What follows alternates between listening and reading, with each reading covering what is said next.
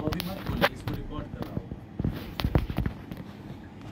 Leader of opposition है हमारे आदरणीय राहुल गांधी जी। पिछले 20-22 वर्षों से वो पब्लिक रिप्रेजेंटेटिव के तौर पे लोकसभा में मेंबर ऑफ पार्लियामेंट बनते आ रहे हैं। भारतीय राष्ट्रीय कांग्रेस के अध्यक्ष रहे हैं, उससे पहले भारतीय राष्ट्रीय कांग्रेस के उपाध्यक्ष थे। आज वो पूरे देश और पूरे विश्व के प्रखर आवाज हैं। राहुल गांधी जी ने बहुत पहले से ये भांप लिया था कि इस देश में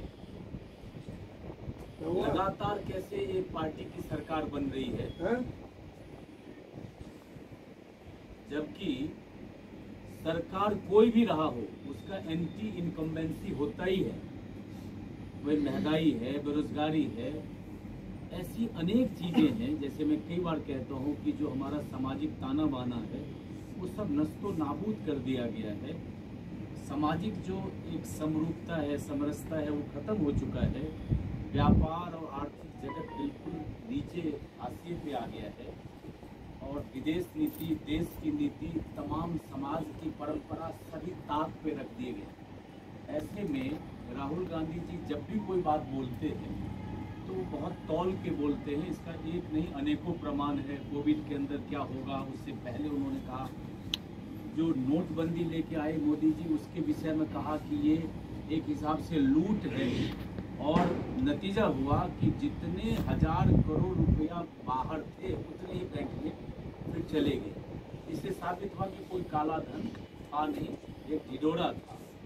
ऐसे अनेकों मतलब जो मुद्दे थे उसके ऊपर राहुल जी ने हमेशा वक्तव्य दिया और देश ने भी उसको सराहा, नोटिस किया और विश्व ने।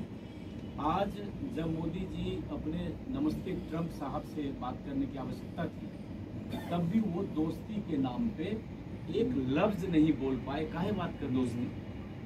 और राहुल गांधी जी पूरे धमक के साथ पार्लियामेंट के अंदर जो बात मोदी को कहना चाहिए था वो बात कहीं न कहीं मतलब इनडायरेक्टली डायरेक्टली उन्होंने कह दिया कि बोल दो कि वो झूठा है। भाई अगर राहुल जी ने ये कह दिया तो कहा तो ट्रंप के लिए, तो ट्रंप को तो पहुंच गया इनमें से।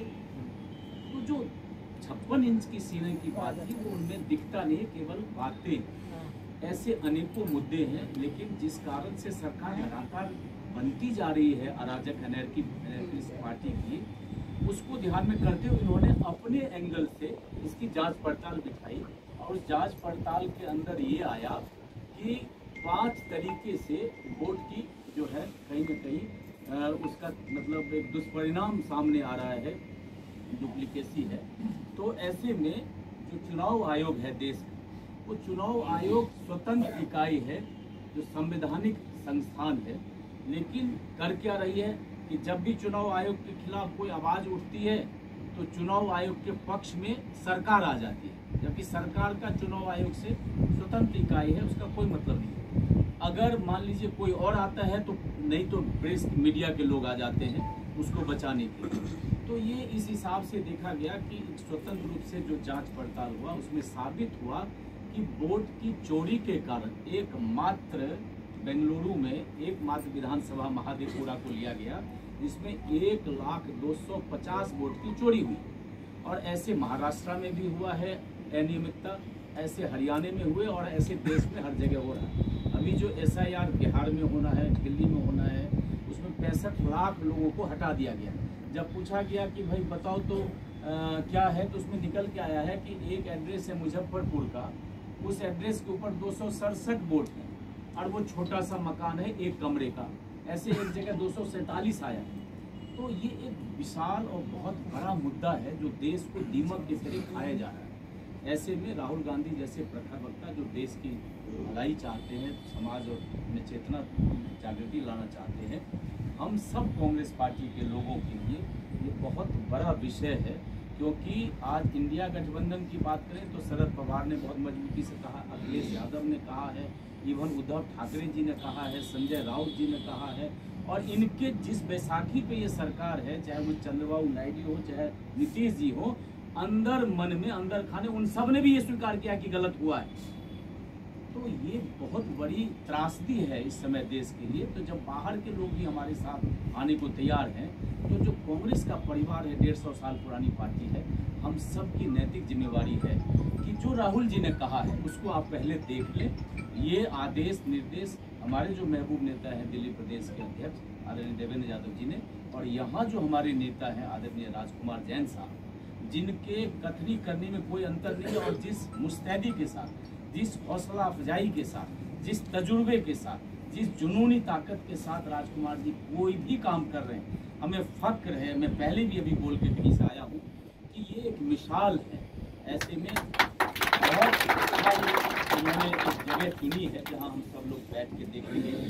इस फिल्म को देखिए, राहुल गांधी जी के पीड़ा को समझिए, देश की पीड़ा को समझिए।